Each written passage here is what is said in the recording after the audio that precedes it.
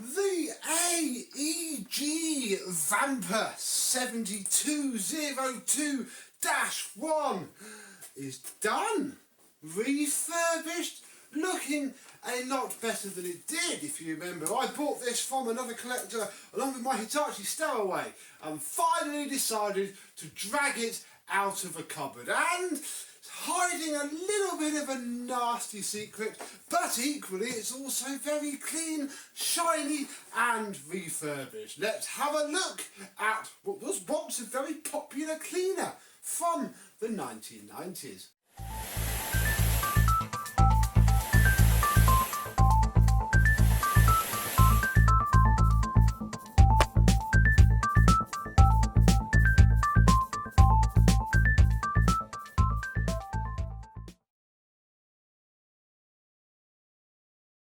Yes, hello, my vacuum cleaner chums. How are you today? Yes, these things were very popular back in the day when AEG were a brand who was sold in the UK quite a lot. I mean, I'd imagine probably Electrolux owned, related, way back when this was done anyway. So basically they competed with themselves, which is probably why AEG went away from floor care, came back. You remember I had an AEG Ultra Captic once upon a time. That was just an Electrolux in drag. This was at least AEG, which would take off the hose, which is still this horrible, hateful 32mm job. I did look into changing the tools, but gave up. I'll show you why in a bit. Although we do have our original hose end, which is about the most important thing that this vacuum cleaner needs.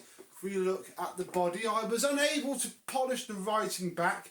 Sadly, it's very, very gone. And if I find a finger now, look, the whole thing just scrubs off with barely a wipe. So nothing I can do about that at all. On Minas and other machines, the writing is under the plastic, so you can properly gloss it up, as a lot of the bodywork did. This has been machine polished with a small wool pad, and I didn't bother with the underneath because look at it. I did the sides though, so when it's laying down, it should look quite magnificent.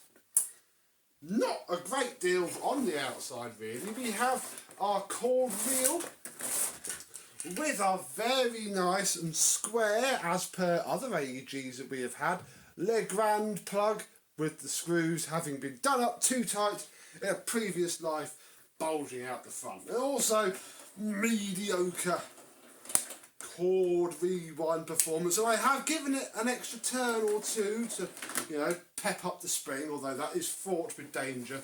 And it didn't ping off at the end of the roll, which it can do. It's just rubbish. So that went well, didn't it? Underneath the hood is everything else really. Got to be very careful with this because one entire side, I can probably show you, pick it up so I don't drop it, one entire side of what holds the latching is broken and it's hanging on by a thread. We'll take the bag out for a second and look inside, where of course we have our tools. They're no longer on the outside, they're on the inside, or rather tooler, because again we only had a crevice tool with this machine.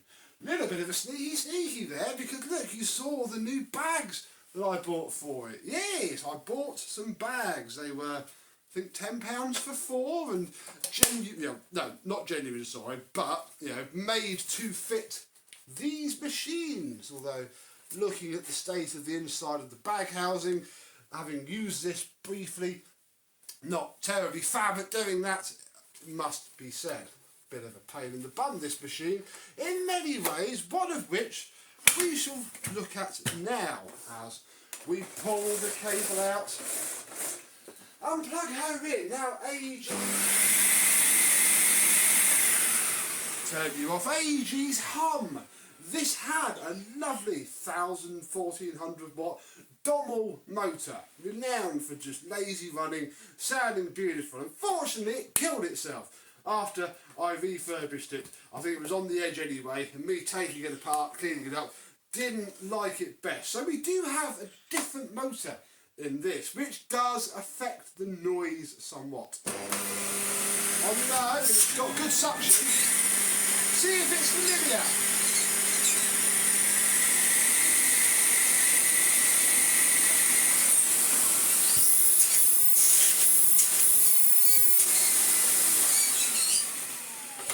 It's alright, isn't it? It works quite well.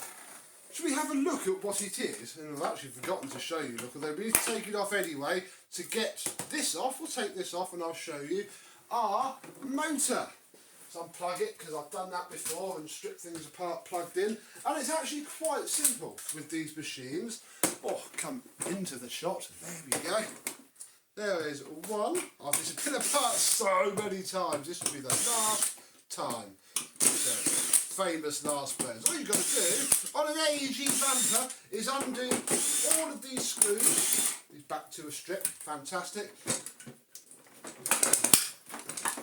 And then this bit will lift off to show you, yes, we're unplugged, what I fitted. Look familiar? This is the wet and dry 1000-watt motor from the Philips. What was it called? You know, the big wet and dry one that I had that broke. Well, it is now in here. Yes, actually, that bag is terrible because there is dust all around here as well. Oh dear. However, least of our worries, because I had to take the fan shroud off. So the cooling fan is in full display, and it actually has had to, take those screws out anyway, amend the housing itself. If you look there, look, that's turned it on the first time and psst, and now it clears itself. Isn't that fantastic? So yeah, very much inappropriate, but equally it fits fine. That's the same, they're the motor rubbers that are originally there, they're just slightly differently put around, and yeah, fits in really, really well. It just sounds terrible, but it is quite powerful, which may be one of the reasons these bags aren't doing too well. Let me get this back together and we'll do some vacuuming. Now, as you remember, all we have for this is what you see here. In fact, at the time of filming this, there is another 7202.1 on eBay, but it's collection only. It's very far away, which is a shame really, because it has all of its original tools, the very nice floor head, but we are stuck with actually the wand from that Miele S7 that we scrapped for parts last year, and a Miele Ecotech Plus head. This is all I have on me. I couldn't be bothered to go into the loft to get a longer wand. So, because of that, it does work very well indeed. In fact, if we turn it all the way up,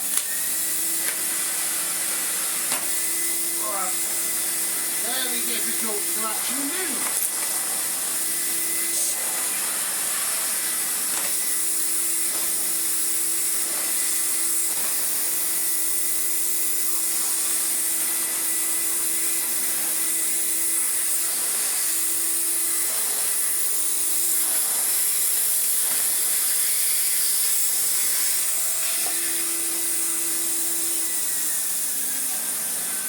And with this floor tilt, even on its lowest setting, it's pretty impressive to boot.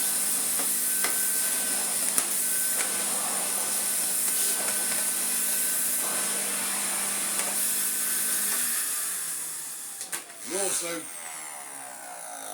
does that as well. There's also nowhere to park the floor head, and the whole thing's just a bit of a disaster really. I mean, I'm quite glad I didn't shell out on new tools and stuff. I mean, that one on eBay, where am I to go and get it? I probably won't.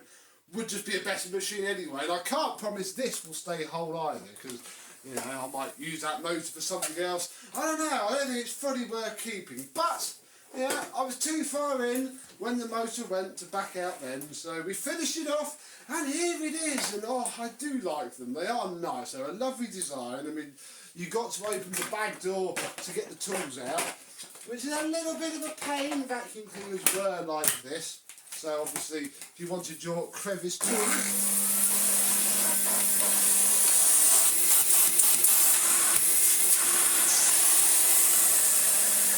you obviously can't open the back door with the machine on. So you've got to turn it off, The Hoover Compact and Sensortronic did this as well. Luckily, they seem to sort of stop doing it after a while, but yeah, it is one of those machines.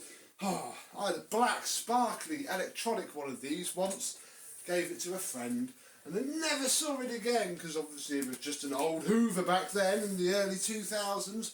Nothing special at all. And this is nothing special really either. It's just very, very nice, and with its original tools rather than this horrible, horrible cheapy plastic wand end even, bent end, that's the word I'm trying to use, and it's short wand and it's one floor tool. It's not as beautiful as it could be, but it's also not languishing in the back of the cupboard anymore. So, who knows what we're going to do with this thing, but it is done nonetheless. Do you want one of these for body, early parts? Let me know, and if I've still got it kicking around, because a bit of time will pass between filming this and it going out, let me know, but I don't know. Probably not worth doing much with, because even if I find a better motor, I mean I could spend £25 on a brand new motor for it and it would be quite good and it would fit very well, but I still have to find all the tools. It's still absolutely trashed on the top, and the cord rewind is still pretty terrible indeed. There's not even a kink there, look, that is just what it does. It's not brilliant at all. So, little bit of a fail I suppose, but it happens. It's why I don't spend a lot of money on my vacuum cleaners, because obviously if it doesn't work out well, I haven't lost much either. This one, fun project, it's made a handy vacuum cleaner for sure. If I find somebody to give it away to, I very well might. But I can tick the box to say it's had an after video and we can all move on with our lives. So, do you have a 1990s AEG? If so, which one? Do you like it, and does it have all of its tools? Well, until next time, but maybe not this, who knows, maybe this, we'll see you soon.